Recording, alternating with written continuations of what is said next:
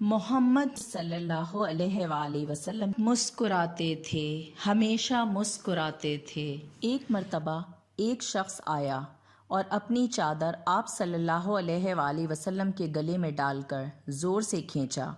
آپ صلی اللہ علیہ وآلہ وسلم کی گردن مبارک پر نشان پڑ گیا۔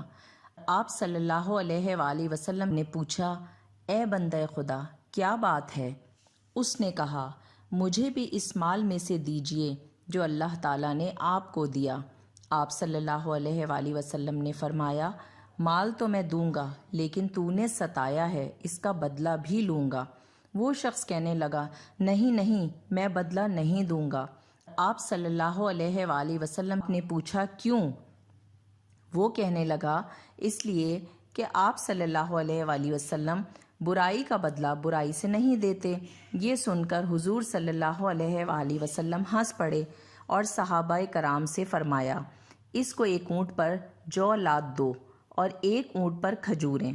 اس موقع پر جو صحابہ کرام آپ صلی اللہ علیہ وآلہ وسلم کے پاس تھے، انہوں نے گہرا درس نصیحت قبول کیا ہوگا۔ بڑا سبق ہے اس واقعے میں۔ بلا شبہ آپ صلی اللہ علیہ وآلہ وسلم مجسم لطافت و ثقافت تھے۔ آپ کے جود و سخا کی کوئی حد نہیں۔ گالیاں کھا کر آپ صلی اللہ علیہ وآلہ وسلم دعائیں دیتے اور بدسلوکی کے جواب میں بارے شتر سے نوازتے۔